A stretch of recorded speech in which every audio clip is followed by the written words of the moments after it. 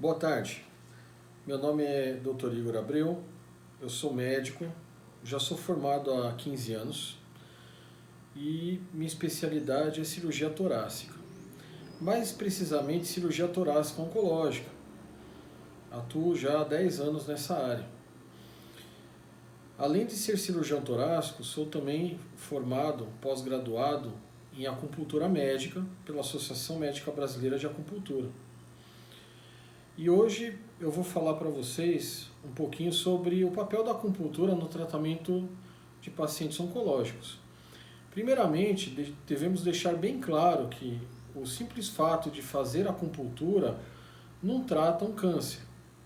O tratamento de câncer é quimioterapia, radioterapia, cirurgia, mais recentemente a imunoterapia e terapia-alvo. A acupuntura por si só não é tratamento para câncer. Mas a acupuntura tem o seu papel no tratamento dos pacientes oncológicos, como uma complementação terapêutica. Quando o paciente faz um tratamento oncológico, muitas vezes ele tem efeitos adversos do próprio tratamento, como náuseas, vômitos, queda de cabelo, formigamentos, artralgia. Ou ele pode, eventualmente, apresentar alguns sintomas que são muito incômodos e estão relacionados à doença de base. Por exemplo, dor. Pacientes oncológicos acabam tendo dor em algum momento. E isso, muitas vezes, traz um tremendo incômodo para o paciente. Obviamente, quando a gente tem um paciente nessa condição, um paciente oncológico, devemos lançar mão não só do tratamento medicamentoso, mas devemos lançar mão também de outras terapias que podem ajudar o paciente. Remédios em excesso podem agravar efeitos adversos. E é justamente nesse contexto e nesse pano de fundo que entra a acupuntura para poder ajudar esse tipo de paciente. A acupuntura consiste em efetuar alguns estímulos em terminações nervosas na pele, terminações nervosas superficiais, terminações nervosas que estão nos músculos, e por meio desses estímulos a gente consegue um efeito analgésico, a gente consegue liberação de alguns hormônios, a gente consegue liberar alguns neurotransmissores na cabeça, no cérebro do paciente. Isso daí, por meio dessa intervenção, a gente consegue obter um efeito terapêutico. E como que começou a acupuntura? A acupuntura começou há muito tempo atrás, entre 3.000 e 4.000 anos atrás, na região onde a gente conhece hoje como Vietnã, Camboja, no Sudeste Asiático.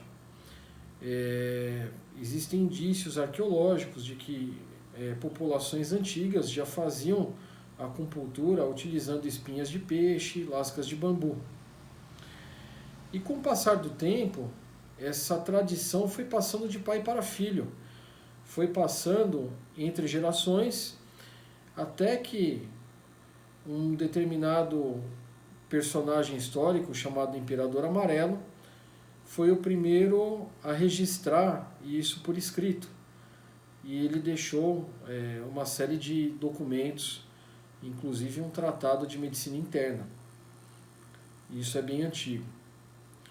E a partir daí, esse modo de tratamento, de tratar as doenças, foi disseminando ao longo do mundo. Aqui no Brasil, a acupuntura chegou com a imigração dos japoneses no século passado, no início do século passado. E ela ganhou notoriedade nas últimas décadas. Temos uma série de entidades, uma série de personagens, uma série de pessoas que participaram desse processo.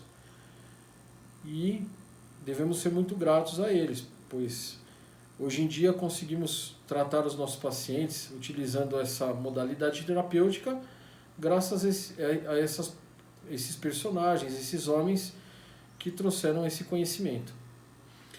E como que age a acupuntura? A acupuntura nada mais é do que você efetuar um estímulo, né? E esse estímulo, essa terminação nervosa estimulada, ela leva uma mensagem através dos nervos até o sistema nervoso central. E essa mensagem, né, ela é responsável pela liberação de mediadores chamados neurotransmissores. E esses neurotransmissores, eles podem ter ação ativando o sistema nervoso autônomo, ou seja, tendo uma ação na liberação, por exemplo, de noradrenalina, de adrenalina. Pode, inclusive, liberar alguns hormônios, como cortisol. E a própria estimulação de uma determinada terminação nervosa pode inibir, por exemplo, um estímulo de dor que é levado até a medula por uma outra terminação. Isso a gente chama de mecanismo de inibição da comporta de dor. E é muito interessante, porque isso é um mecanismo fisiológico.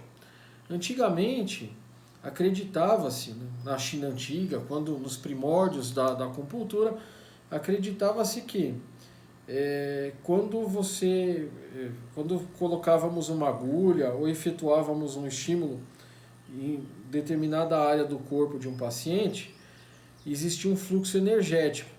Então, até hoje em dia, quando vai se descrever uma determinada técnica de acupuntura, um determinado tipo de agulhamento, fala-se muito em energia, fala-se muito em yin e yang, mas isso é uma herança justamente dos primórdios da acupuntura, porque naquela época não sabíamos exatamente o que era nervo, a humanidade não sabia o que era um neurotransmissor, o que era um estímulo, um potencial excitatório, não se sabia o que era sistema nervoso autônomo.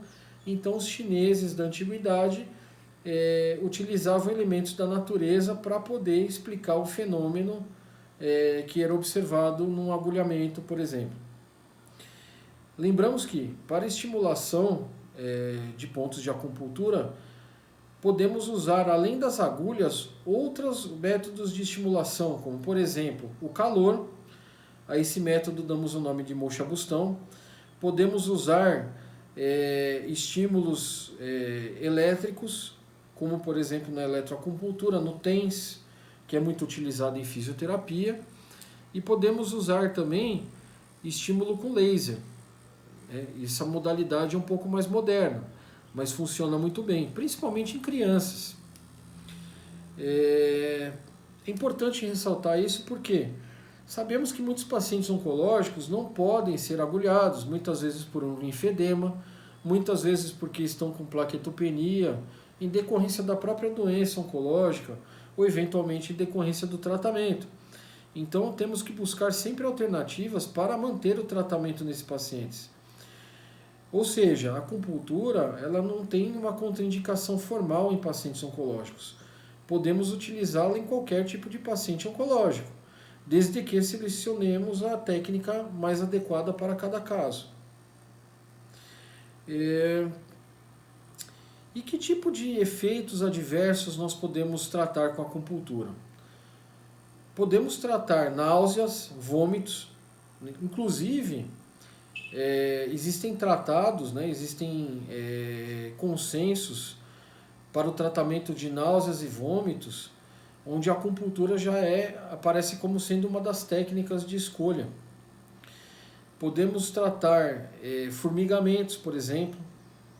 Podemos tratar prurido. A acupuntura é muito útil em tratamento de prurido, em pacientes, principalmente pacientes que fazem determinados tipos de quimioterapia. Existem determinados tumores também que geram muito prurido, como por exemplo o linfoma. Então pode ser uma ferramenta muito útil para esses pacientes.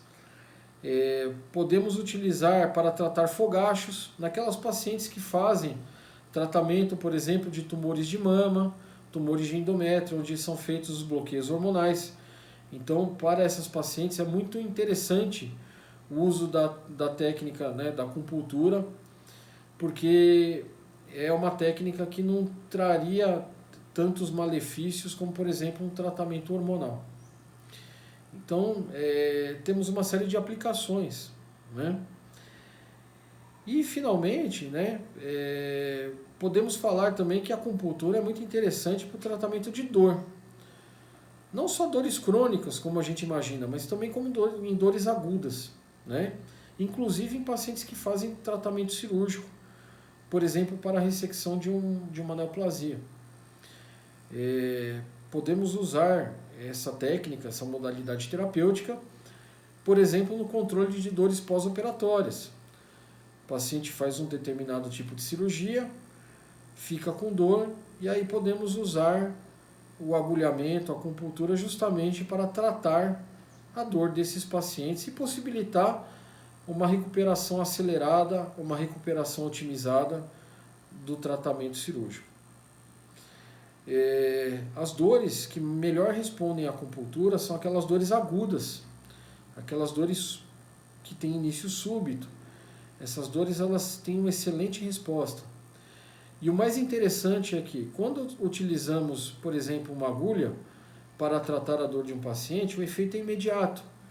Por quê? Porque estamos estimulando uma terminação nervosa. O impulso nervoso, ele viaja a uma velocidade muito alta. Então, o efeito sentido pelo paciente é quase que imediato. O paciente refere uma importante melhora da dor poucos segundos após o agulhamento. Dores crônicas são também possíveis de serem tratadas, mas quando utilizamos essa técnica para o tratamento de dores crônicas, essas dores, elas tendem a ter uma recuperação mais lenta, não só com o tratamento medicamentoso, mas também com a acupuntura. Eu acho que a grande lição, quando estamos diante de pacientes com dores crônicas, é utilizarmos técnicas mistas, associando a acupuntura a outras técnicas, como, por exemplo, o uso do TENS e os medicamentos para a dor. Então temos que integrar as técnicas, temos que juntar as técnicas.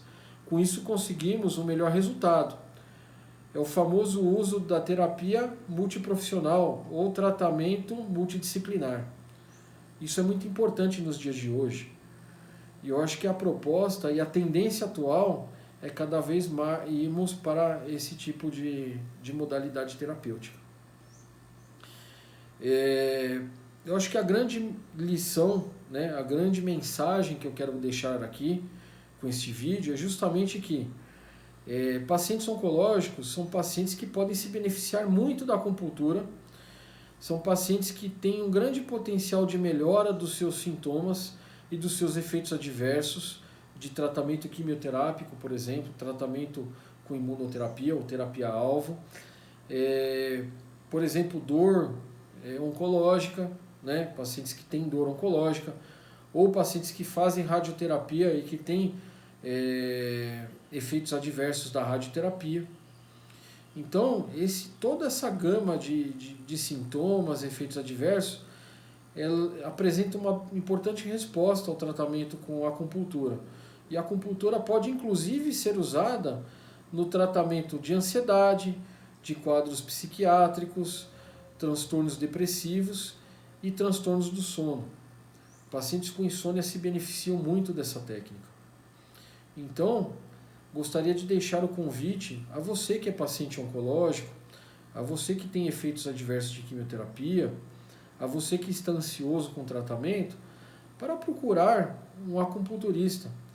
Mas cuidado, sempre que for procurar um profissional para fazer um determinado tratamento, tente buscar um profissional que tenha a qualificação necessária para fazer o procedimento com segurança. Devemos lembrar que essa modalidade terapêutica, quando mal executada, também pode trazer prejuízos ao paciente. Portanto, procure um profissional qualificado, um profissional que tenha vivência na área, para que você tenha os melhores resultados e para que você colha os melhores frutos do seu tratamento. Gostaria de agradecer a atenção, uma boa tarde, até mais.